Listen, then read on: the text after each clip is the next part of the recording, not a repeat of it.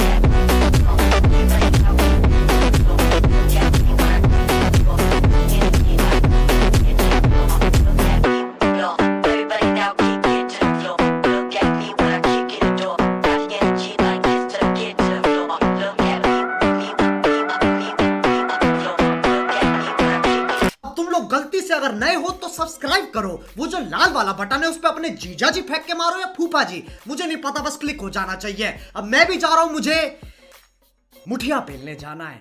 Bye.